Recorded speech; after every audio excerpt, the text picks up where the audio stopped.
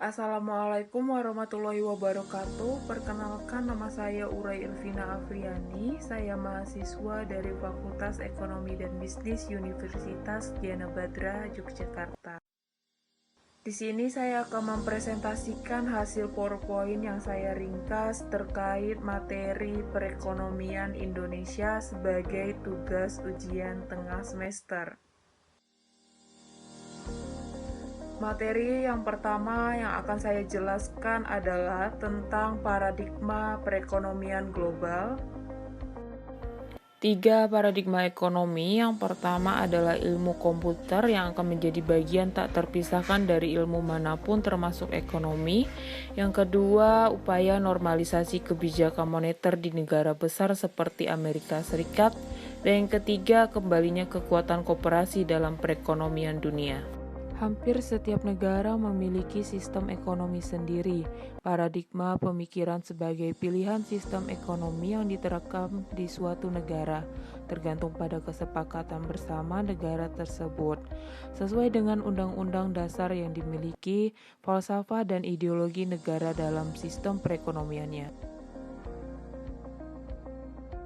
Materi yang kedua yang akan saya jelaskan yaitu tentang sejarah perekonomian dunia. Diawali dari tahun 1 Masehi, di mana pada masa itu dengan pendapatan Italia tercatat sebagai negara paling makmur di dunia. Setelah itu pada tahun 1000 keperkasaannya telah digantikan oleh orang-orang Arab Padang Mesir. Wilayah kekuasaannya membentang luas dari Andalusia hingga Indus di India.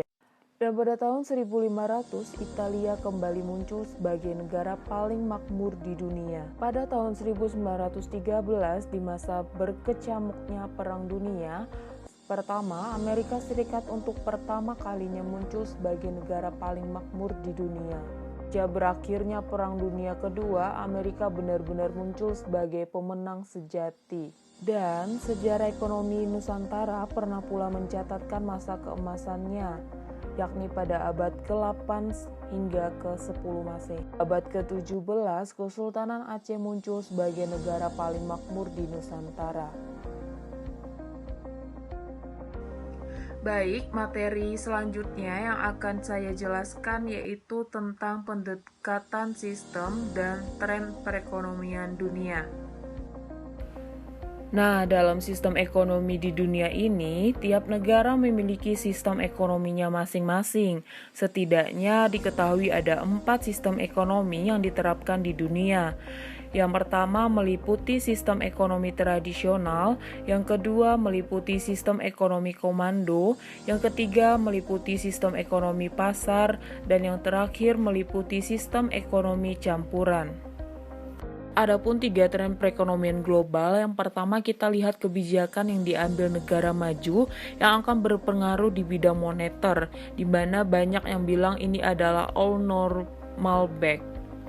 Yang kedua, tren perdagangan internasional, di mana sebuah guncangan kebijakan yang diadopsi dari Presiden Amerika Serikat Donald Trump. Yang ketiga adalah tren perubahan dan volatilitas. Menurutnya memasuki 2018 perekonomian dunia memasuki era optimisme yang tinggi tetapi berhadapan dengan perang tarif dan kenaikan suku bunga. Lanjut, materi berikutnya yang saya jelaskan juga yaitu tentang payung hukum perekonomian Indonesia. Pasal 33 Undang-Undang Dasar 1945 merupakan fundamen sistem perekonomian nasional, di mana pada ayat pertama menegaskan bahwa perekonomian disusun sebagai usaha bersama berdasar atas asas kekeluargaan. Adapun 5 ayat dalam pasal 33 yang dikutip langsung dari Undang-Undang 1945 yang saya tampilkan pada PowerPoint ini. Tujuan pembentukan undang-undang ini adalah untuk menjunjung tinggi demokrasi dan juga menjunjung tinggi kedaulatan rakyat. Pembangunan nasional haruslah dilakukan untuk tercapai tujuan nasional, yaitu melindungi segenap bangsa Indonesia dan seluruh tumpah darah Indonesia, memajukan kesejahteraan umum dan mencerdaskan kehidupan bangsa. Di sini saya juga akan menjelaskan materi tentang sejarah perekonomian Indonesia. Pada masa Orde Lama, yaitu tahun 1951 sampai 1966, keadaan ekonomi dan keuangan pada masa Orde Lama amat buruk yang disebabkan oleh inflasi yang sangat tinggi dikarenakan beredarnya lebih dari satu mata uang secara tidak terkendali. Pada masa Orde Baru tahun 1966 sampai 1998 melakukan 4 tahapan pelaksanaan. Yang pertama tahap penyelamatan, yang kedua tahap rehabilitasi, yang ketiga tahap konsolidasi, keempat tahap stabilisasi. Lalu adanya pemberlakuan kebijakan terhadap 3 undang-undang baru tentang perbankan, kebijakan anggaran, perimbangan. Selanjutnya masa reformasi tahun 1998 hingga sekarang. Pada kepemimpinan Susilo Bambang Yudhoyono Jilid pertama diberlakukannya kebijakan pengurangan subsidi. Dan pada kepemimpinan Jokowi adanya paket kebijakan ekonomi menjadi 3 tahap. Untuk materi yang terakhir yang akan saya jelaskan yaitu tentang proses perekonomian Indonesia.